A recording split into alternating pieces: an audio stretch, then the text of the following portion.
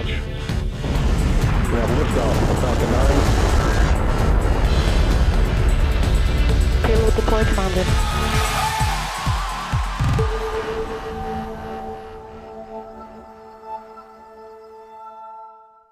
December 21st, 2015 at 8:06 p.m. Eastern Standard Time or 1:06 p.m. Universal Coordinated Time. You are looking at the Falcon 9 on the SpaceX launch pad as it awaits its 8:29 p.m. local launch. Welcome to the live webcast of the SpaceX launch of the Orbcomm mission from Launch Complex 40 out of Cape Canaveral, Florida. My name is Lauren Lyons. I'm a mission integrator here at SpaceX, and I'm standing outside of mission control at our company headquarters here in Hawthorne, California. As you can see, we have tons of people out here really excited because today is not just any old launch for SpaceX. Today's launch represents a series of firsts for us. It's our first flight following our approximately 6-month hiatus following our June 28th anomaly. It's the first flight of our upgraded Falcon 9 rocket. We're going to tell you more about that later on. We'll also be deploying 11, yes, 11 of the Orbcomm satellites, another first for SpaceX. And today, if all goes well, we'll make history by being the first to fly back and land the first stage of our rocket to land. Tons of stuff going on today, so let's get started. On your screen, you currently see the inky blackness of the beautiful night skies of Cape Canaveral, Florida, where we're about to launch 11 Orbcomm satellites aboard our Falcon 9 rocket, standing tall and proud. I'm Michael Hammersley, a materials engineer here at SpaceX, and I'll tell you a little bit more about what's going on. The 11 Orbcomm satellites are sitting inside the nose of the vehicle. We call that the fairing. It's a shell comprising carbon fiber and aluminum honeycomb. It is sitting on the main body of the rocket, which actually comprises 2 stages. The first stage is what gets the entire rocket up to about 100 kilometers in altitude. At that point, the second stage separates and continues taking the 11 Orbcomm satellites up to low Earth orbit, which is moving at about 8 kilometers per second, or 8 times the speed of a rifle bullet. The first stage will actually continue its trajectory and reach an apogee that's a maximum height of about 200 kilometers before, and we're very excited about this, before coming back to land at Landing Zone 1 on Cape Canaveral ground. Next to the rocket, you see the transporter erector, also called the strongback. It's actually what moves the rocket from the hangar to the pad, raises it up, and then supports it until liftoff. It also serves as a conduit for fuel and electrical connections to the vehicle. Surrounding the rocket, there are several lightning protection towers called catenary towers. These direct the energy from a lightning strike safely into the ground. Florida is the lightning capital of the United States. The Space Shuttle launch site was struck by lightning about 3 times a year on average. You'll also notice a location of white smoke. That's totally normal. The propellant that we're using is liquid oxygen, which is so cold that when it becomes a gas, we need to vent it in order to prevent the rocket from overpressurizing. And even as a gas, it still, again, is so cold that it will cause, there we go, that's the plumes. It will vent and condense the atmosphere around it, just like when you're breathing out on a cold morning, you can see your breath. To the upper right of your screen, you see a countdown clock, and follow us below on the mission progress bar to see where we are during launch. Michael, good evening. I'm John Innsbrucker, the Falcon 9 Product Director. I've been following the countdown the past few hours, and I'll be bringing you status updates as we go through the webcast. Now, as you saw, people are gathering in front of the mission control room here at SpaceX headquarters in Hawthorne, California, and we'll bring you more of that energy as we go during our webcast. Now, currently, as I've said before, launch is the most exciting part of the job for the team here at SpaceX. We'll hopefully see the payoff for a lot of hard work in just a short while. Now, if you've been with us on previous webcasts, you know there are 4 factors that we look at in determining readiness to launch. The first is the Falcon 9. The good news is the SpaceX team is working on no issues at the moment. Now, unlike previous Falcon 9 missions, liquid oxygen propellant loading began just a few minutes ago at T-minus 35 minutes. Now, in the past, we began loading inside of T-minus 3 hours. But Falcon 9 now uses liquid oxygen at colder temperatures, provides a denser propellant. That allows us to put more propellant on the vehicle. But it also means that we need to load that propellant as close to launch as we can to keep it from warming up. Now, because we can put more on the vehicle, that means we have better performance. That results in heavier payloads to orbit as well as the ability to land the first stage, something that hopefully we'll see in just a little while. The second factor is the satellite. Today, Falcon 9 is carrying the 11 Orbcomm second generation satellites. The Orbcomm team is go. Their next event is going to internal power. Third, the range is ready to support with tracking and flight safety equipment. Their people are in place. The hazard areas are clear. And finally, the weather. Everybody likes to talk about it, but nobody can actually do anything about it. We've got a 20% probability of violating conditions. Mostly we're watching ground winds right now, but we're currently go. So at T-minus 17 minutes, 15 seconds, all systems are go. Hey, I'm John Federspiel, a lead mechanical design engineer here at SpaceX. And as you heard, we have a lot of really awesome stuff coming up on today's webcast. Now, most importantly, we're launching 11 of Orbcomm's second generation satellites into low Earth orbit. And today's launch is actually going to complete Orbcomm's constellation around the Earth, allowing them to provide better global coverage for all their customers. Now, if you're not quite sure what I mean by low Earth orbit or constellations, don't worry, because we're going to get into all that orbital lingo a little bit later on in today's webcast. We're also going to talk a bit about the many upgrades we've made to our Falcon 9 launch vehicle, which includes a 33% increase in the overall vehicle's performance, as well as a bunch of other items to improve the overall vehicle's safety and reliability. Now, as most of you know, on June 28th, we did suffer a mishap with our CRS-7 mission. An investigation team was formed, and they determined the most probable cause to be a faulty strut within our second stage. Now, our engineering team didn't just address that faulty strut, but they looked at other vulnerabilities across the Falcon 9 and applied those lessons learned to today's launch vehicle, making us much more reliable, and we are all super excited to get off the ground. The third thing we have to talk about, and hopefully get a chance to show you, is the landing of our first stage. Now, if this works, it'll be a huge first for SpaceX, and the first for a rocket that delivers a payload to orbit. Now, this first stage will actually be coming back and landing at a former launch pad from the 50s and 60s, which we have renamed and called Landing Zone 1. And in the past, we may have made attempts at bringing that stage back at the drone ship in the ocean, but this time around, we're bringing it back at Landing Zone 1. That's what you see on your screen right there. And the overall area is substantially larger that we actually can bring that stage back. And we plan, as we've said already, to show you as much of this entire return process live on air today. And if that's not enough excitement, we have Tim Urban. He's the writer of the website Wait.Why. I know I'm a huge fan. He's here to join us and talk about space and space flight in general. In fact, one of my friends, Tom Perderio, actually was able to give him a tour, so let's check that out now. I'm Tim Urban from Wait.Why, and we're here in the SpaceX headquarters in Hawthorne, California, a very exciting place to be. And I'm here with Tom Perderio, and we're gonna go look at some things. Yeah, let's go take a tour. All right. All right, Tim, so welcome to SpaceX. Yeah, this is very exciting. Yeah, this is the main factory floor as we're walking right out to it right now. First thing is the Mission Control Center, which is right there. Whenever you see shots of people like, on the monitors in front, kind of like old school, right, like NASA style, like mission monitoring, that all happens right there. That's the #1 spot where mission control happens. Yeah. So this thing right here is the first Dragon spacecraft. This is actually the first commercial spacecraft to ever orbit the Earth and successfully re-enter. Before this spacecraft, the only people who had ever done it were the United States, China, and the Soviet Union or Russia. Right, this is like what everyone had to take SpaceX seriously. Exactly, yes, correct. And we have our Merlin manufacturing facility right here. The centerpiece is the Octaweb assembly area. Yeah. This is actually, what you're looking right here is the bottom end of the rocket right there. Right. And so as Merlin 1D engines are created in the assembly line down here, they're wheeled over and then they stick them right into the Octaweb, all 9 of them right there. And again, the Octaweb is the solid core bottom of the rocket. Yeah. It's called the Octaweb because it has 8 slots for engines with a 9th in the middle right there. That's a lot of force right there inside one small package. Oh yeah, no, it's incredible. Altogether, that could list 360 cars. Yes, yeah, that's a lot up in the air. That's a lot of stuff. So this part right here is my favorite part of the entire factory floor. This is the Dragon clean room. This is where we assemble the. And those Dragon are all the spacecraft. clean men. These are all the clean men. Yeah. Here, wearing the bunny suits to make sure that none of their hair or dust gets into the actual Dragon spacecraft. Right. All these guys are completing this Dragon, and they're eventually going to take all the red, remove before flight stuff off, clean it up, and get it ready to roll out to Cape Canaveral. So in tank land, there's actually like 3 or 4 first stages stacked up behind there, and Awesome. getting painted and having all the electronics and plumbing put inside them. Last but not least over here is our 3D printing facility.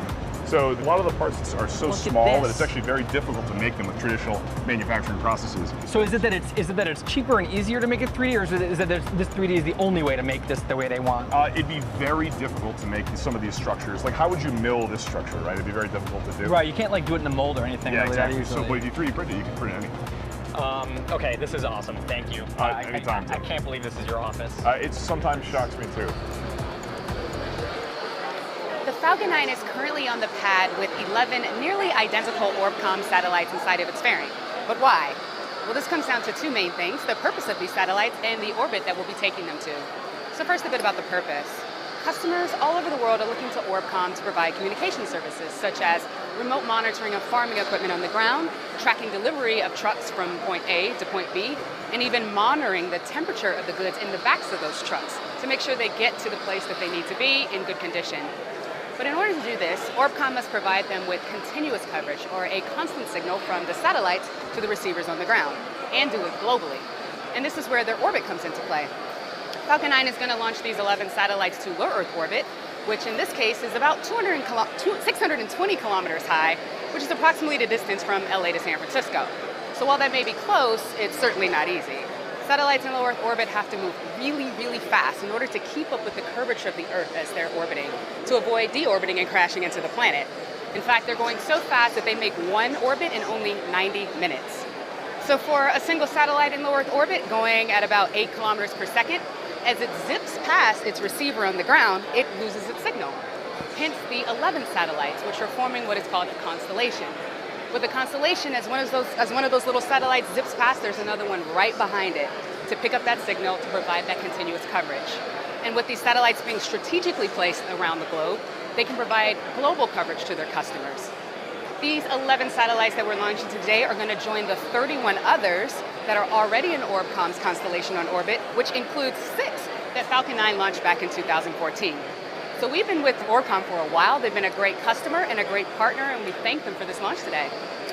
So now that we know our rocket or our mission objectives for today, let's learn about the rocket. We told you about this upgraded Falcon 9. Process improvement engineer Kate Tice is going to tell you more about what we've done. Hey, Kate. Hey, Tim. Nice to meet you, and thanks for taking time to tell me things. I have a lot of questions. No problem. I've been told there's upgrades to the Falcon 9. Yeah. Which is cool, because it was already a really rad rocket. So thinking from top to bottom of the rocket, we've extended the second stage as well as the interstage.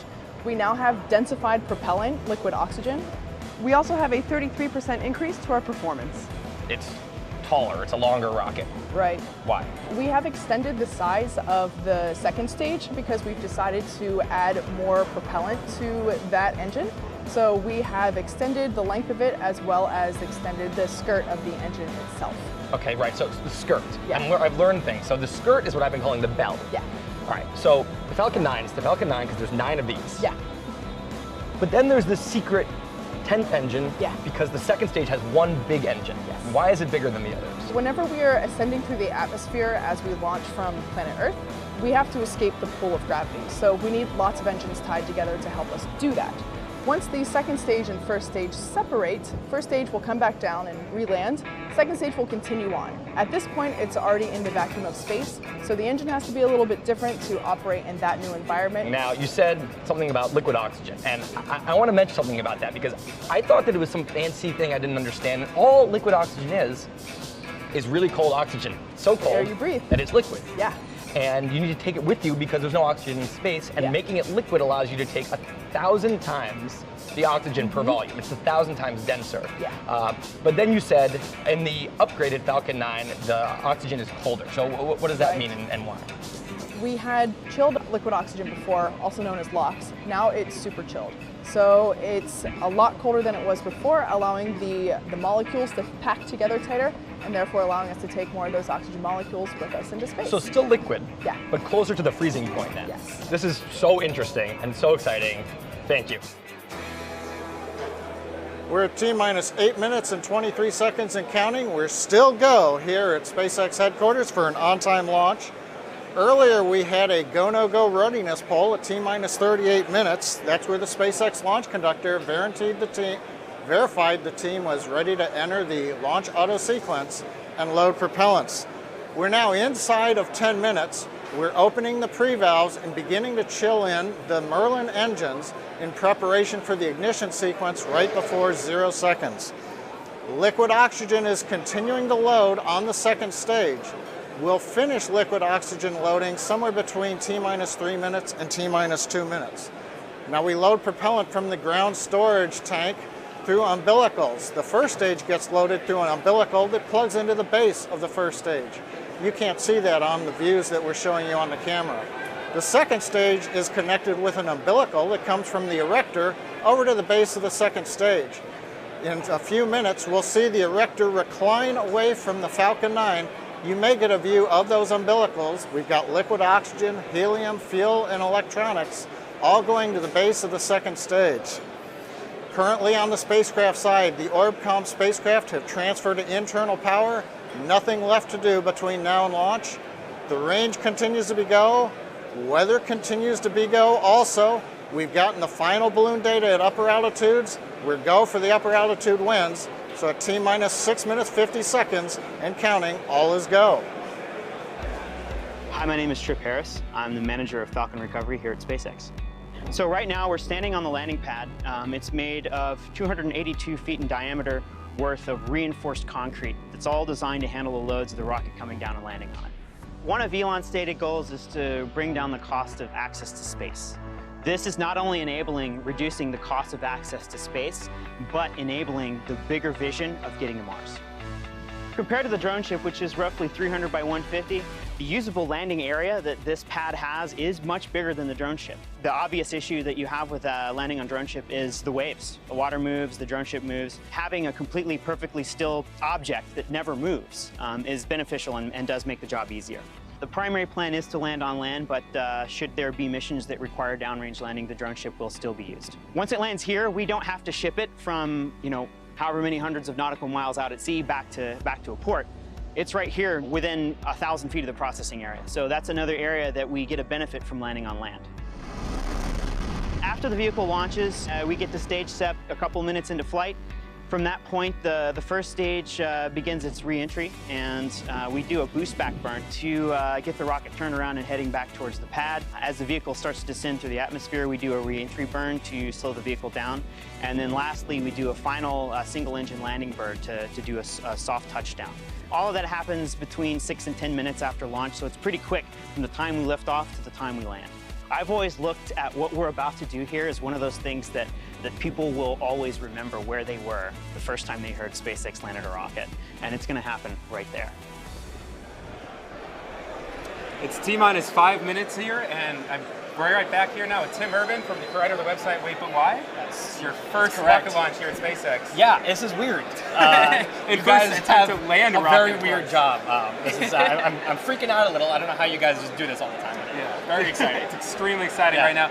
And in fact, it's right at the time right now we're actually about to start retracting that strong back and waiting for the last few minutes. We're about to launch Orbcomm satellites to low Earth orbit and then hopefully bring that first stage back onto land. Exactly. Yeah, so we all here at SpaceX kind of know why this is such a big deal for us. What resonates with you and with your readers when you talk about the stage return? Yeah, so that's one of the things I started to learn as I researched SpaceX. It hit me. There's two totally different things that SpaceX does. So, and I don't think people quite get that. So just to be really clear about it, there's the first thing is what they do to pay the bills. It's what SpaceX does on a day-to-day basis, which they bring things to space for people. Yeah, satellites or ISS. They're a space delivery service. Right. Yeah. But that's the means to the long-term end for SpaceX. The reason SpaceX started and the long-term mission is to dramatically reduce the cost of space travel for all of aerospace. And this is not just a big deal for SpaceX, but for all of aerospace. And the reason is, if you think about airplanes, if an airplane only worked once, it would cost $1.5 million. Yeah, so if I'm going to fly from SF to, or LA to New York, either one, and discard the plane every time, it's going to be pretty expensive. Yeah, you're not flying anymore. You're not flying anymore. And they're cheering, and I don't know why. This is part of it. I don't know. They're cheering right now because that strong back is retracting, which you can see on the top screen right there on the camera. Once that happens, that means things are really looking good. We're primed. We're moving. But anyway, the thing that people have to understand is that reducing the cost of space travel means that we could we could really bring people to Mars. We could colonize Mars. And it's that kind of stuff, that's those kind of possibilities that are opened by this. And so what we're seeing today is both things in action. It's delivery of 11 satellites and trying to land the rocket, which would be a huge step in the long-term direction. Right, and we're about 2 minutes and 45 seconds away from that. That strong back pulling away has been our final moments. What we do there is we press up the rocket right before we're ready to go. It's kind of like, think like a Coke can. So your Coke can, you can step on it if it's full and it's still sealed, and then as soon as you pop it, you can now stomp on it and crush it. It's the same deal we're doing here with the rocket. We press it up, and then we retract and let that strong back open. Everything's looking good right now? It's looking really, really good. It's looking really good, and everybody here is super excited. I mean, you normally have watched these things from home, right? Yeah, like sitting on the couch. Much less stressful there. Much less stressful, but more awesome here, right? Much more awesome. Yeah, of course. Okay, well, it looks like we are approaching the last few minutes of terminal count. So what we're going to do is we're going to stop talking to you, and we're going to let you listen in to the countdown net for the last minute and 59 seconds.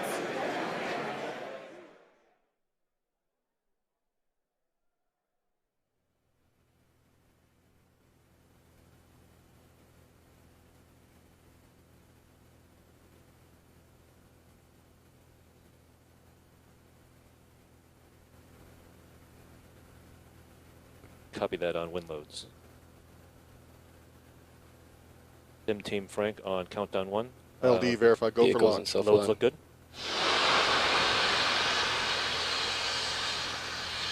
Loads look good. Boxes closed out. Box load stage 2 closed out at 2 minutes. LC, LD, go for launch. Copy.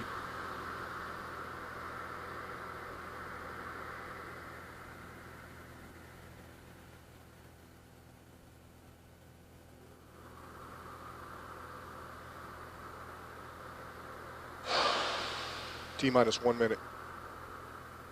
BC, verify F9 is in startup. Falcon 9 is in startup. Flight software has control of the vehicle.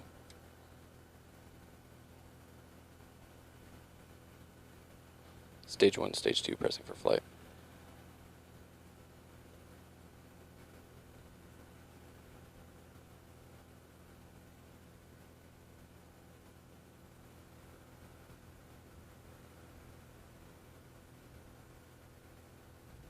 T-minus 30 seconds.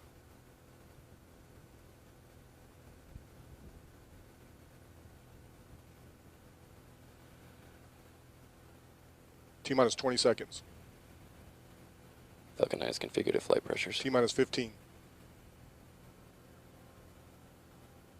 T-minus 10, 9, 8, 7, 6, 5, 4, 3, 2, 1, 0. We have liftoff of Falcon 9.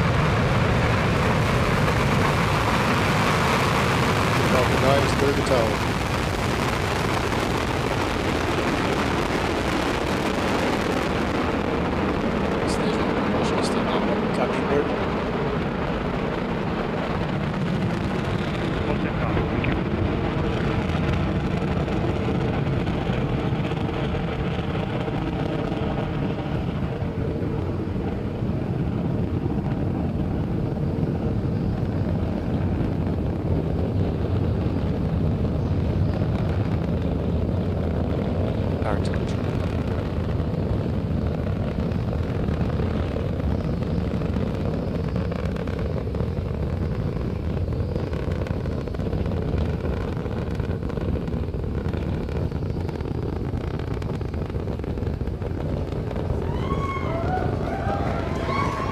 Michael Hammersley, materials engineer, and I'm going to talk you AOS. through some of what you're seeing and hearing as the vehicle continues to ascend.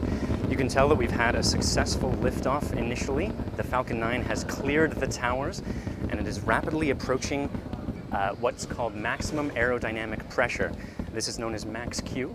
It's when the rocket is pushing hardest against the atmosphere. Speed 550 meters per second, downrange distance 2.3 kilometers. For this. You can see the engine plume. Stage 1 propulsion is nominal. The engine plume widening as the rocket is increasing in altitude and there's less pressure. Telemetry power still look healthy.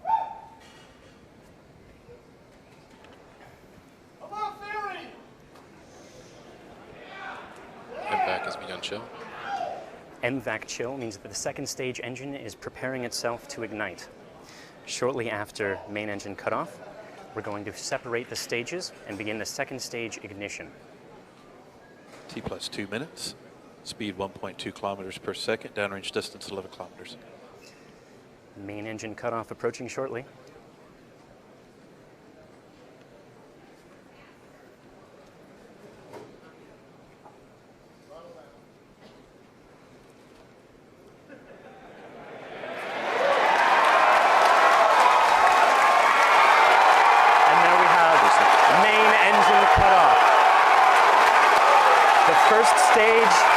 Returning to land as the second stage powers the Orbcomm satellites to low Earth orbit. Stage 1 is on its flip.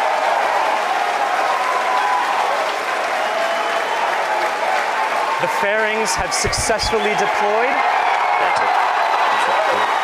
You can hear everyone is phenomenally excited here. The Merlin vacuum engine is burning bright as it's moving up to speeds approaching 8 kilometers per second.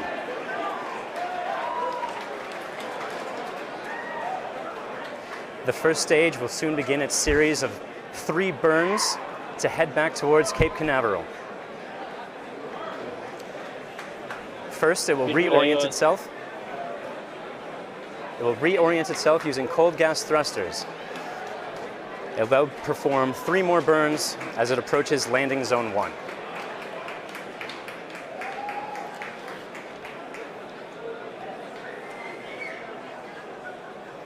Stage 1 boost back is starting.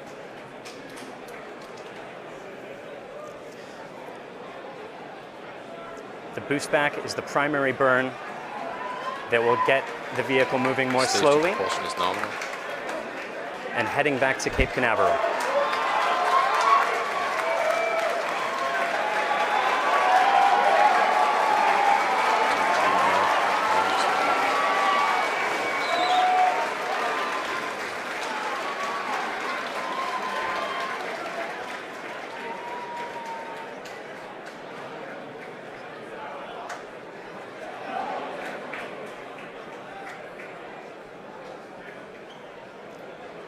New Hampshire acquisition of signal.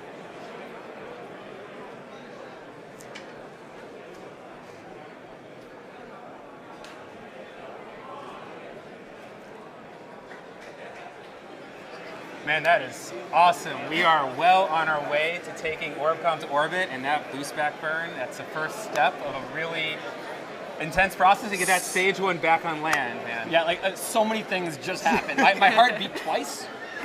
2 beats since we were on last, first of all. Secondly, there were so many important things. There was first the takeoff, the immediate takeoff, which is just a huge relief. Then there's max Q, and you have the maximum pressure. Past that, huge relief. Then the stage separation, and everyone here went nuts. People here are going crazy. And then the boost back. So everything is so far looking great, right? So far, so good. Yeah, that boost back burn is going to go on for 30 seconds, and then it's going to cut off. We're going to flip the stage back around, and as we enter that atmosphere, those grid fins are going to pop out and start the guidance in through the atmosphere. And so we're about 4 minutes away from when it would touch down, right? Exactly, okay. Yes, about 4 minutes away. Everyone's really excited. There's a lot of here. energy. It's awesome. A lot of so energy. much energy. So much energy. Yeah, that boost back burn is really important because it reorients us back down to the launch site, back down to landing zone 1, as opposed to normally after the first stage separates from a rocket, after the second stage separates from a rocket, that first stage will continue on a sort of ballistic trajectory and crash into the ocean, but we are coming back to land. One of the things I think that is another thing that I just not that intuitive is what an orbit is. And so right now the second stage is going far to orbit. Right, yeah. It is going faster and faster and higher to try to ping these satellites off into orbit. And what that means is you're not floating in orbit. The gravity is almost the same as it is on Earth.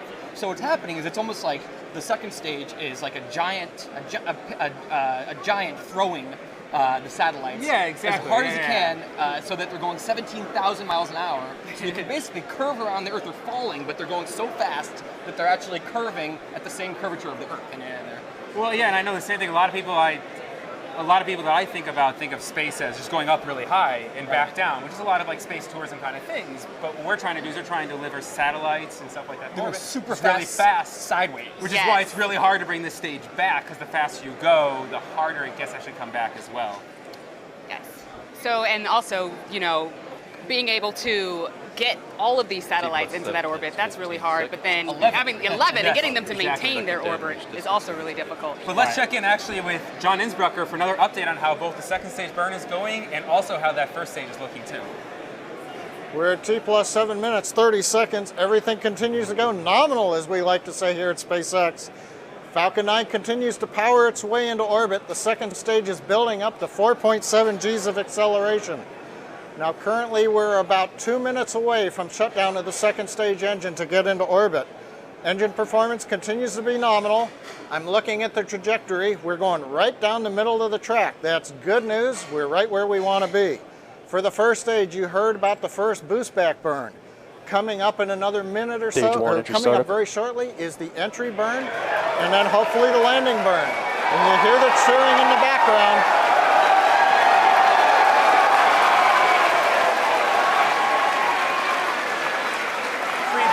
First stage is on its way. Everyone's super excited out here. That burn's going to last about another 30 seconds or so, slowing ourselves down as we get closer and closer to the landing pad. Yes. Now this stuff is super, super hard. Not only do we have a series of maneuvers that we need to achieve in order to get that rocket back down to the ground, but it's actually a super complicated thing. Like you did some cool analogy and some cool math to figure this out, right? I tried to figure out how hard this really is, and so I crunched the numbers with the size of the rocket and the size and how high it's going.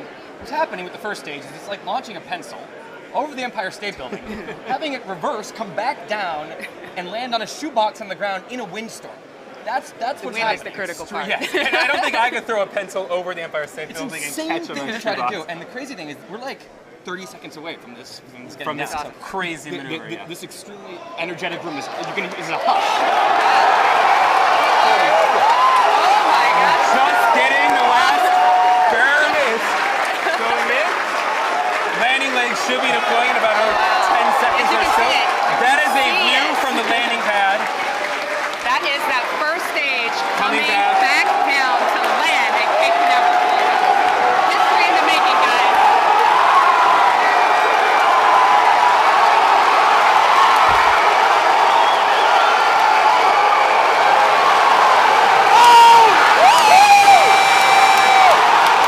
Stage 1 is landed.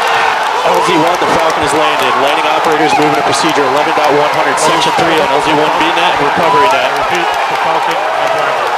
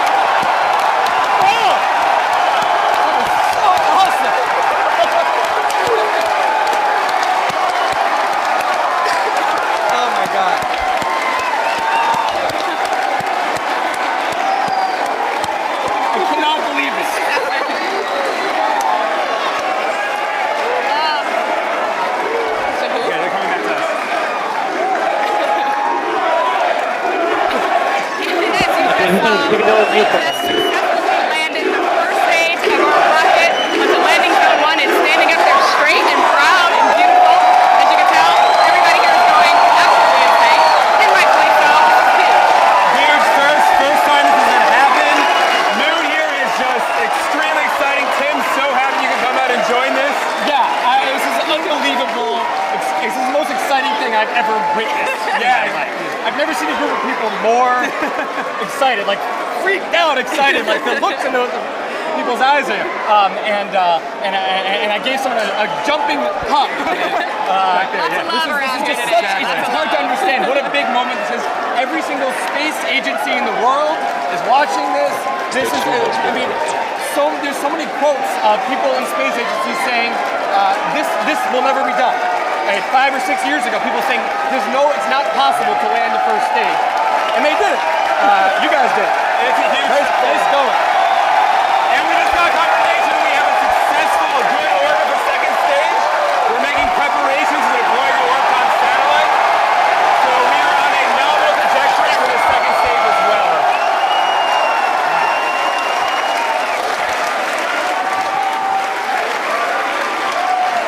I can't hear him.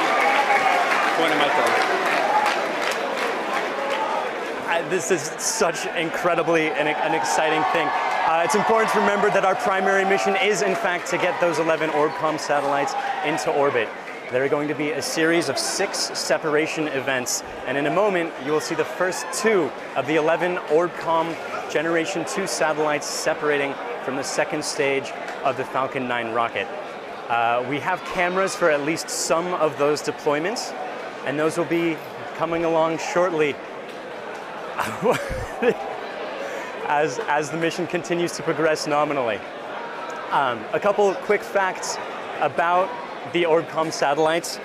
There are 11 of them. There's also a 12th mass simulator, and that's there to just provide balance.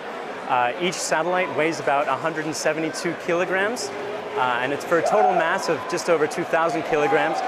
For reference, that's about the size of a fully grown adult lion. Each satellite, when stowed, is about 1 meter by 1 meter by half a meter tall. So about yay, and straight down. It's about the size of one of the small refrigerators. But that doesn't mean it's nowhere near that simple.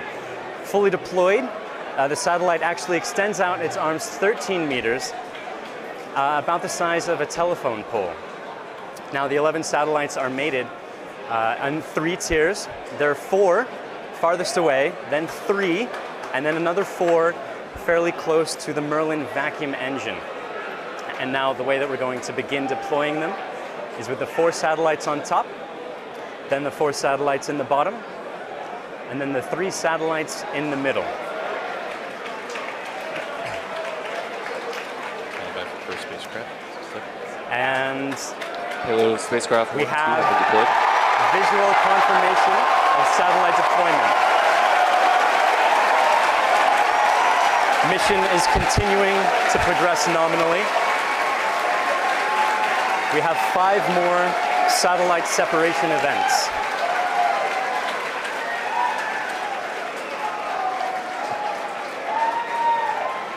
Now the reason that we're staggering these deployments is in order to allow the satellites to have some spacing, to give them their proper location within the constellation that's going to provide that continuous global coverage that Lauren was speaking about earlier. They have a parking orbit of about between 620 and 660 kilometers in altitude.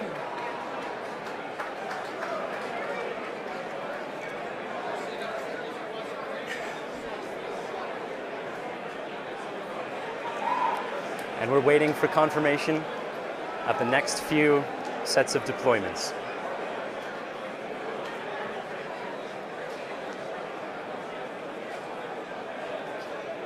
Spacecraft 3 and 4 have been deployed. You just saw the next 2 satellites deploy. Mission is continuing nominally. You'll notice that you can only see 1 satellite come off the actual payload fairing, or fairing adapter, forgive me. That's in order to keep the satellite and second stage moving in a straight path.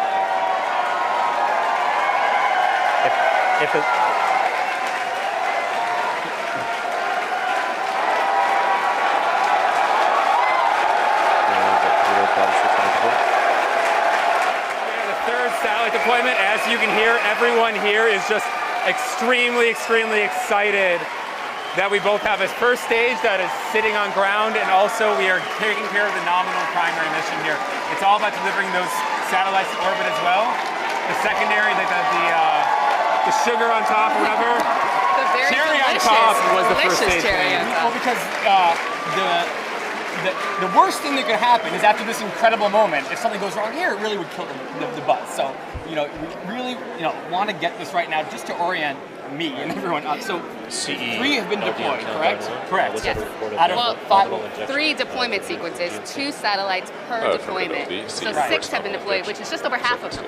And now there's 2 more deployments. 3 more deployments. 3 more deployments? Yes. Okay. So for 11 total. Correct. And you're only seeing about 1 go off at a time because that's given our camera angle. The other has half of that payload cabin fitting. You can see there's another satellite as well. Another successful deployment. We have confirmation that is good.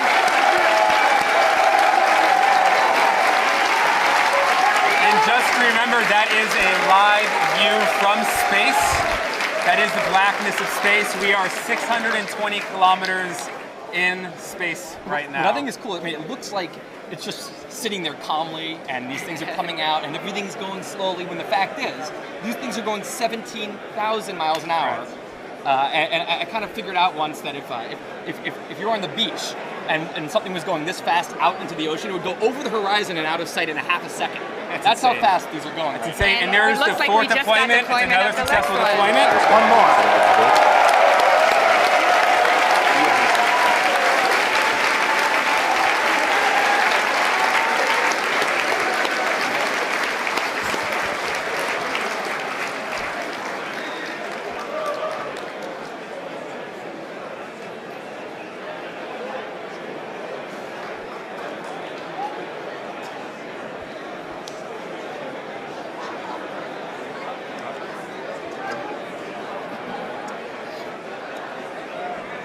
We're waiting for just the final deployment of the constellation here. Should be about another 20 seconds or so. We'll be seeing that last satellite be separated. This will be the 11th satellite, and that will complete this mission. After we deploy this final satellite, we will then deorbit the second stage. And we have successful deployment of the 11th and final satellite on the Orbcomm mission.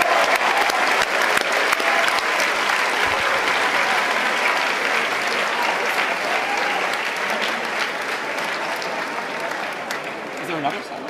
That's it.